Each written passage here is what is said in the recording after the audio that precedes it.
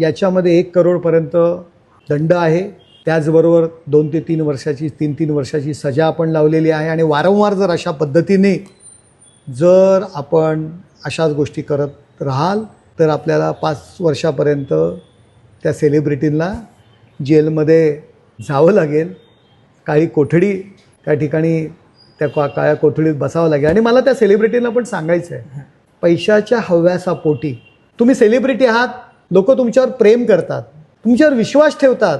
तुम्ही सांगितलं हे खा तर ते खातात, तुम्ही सांगितलं हा शर्ट घाला या कंपनीचा तो घालतात, ही पावडर लावा तर पावडर लावतात, कारण तुमच्यावर विश्वास आहे. आणि या विश्वासाला तडा जाईल, त्या विश्वासाचा गैरफायदा आपण घेऊ नका.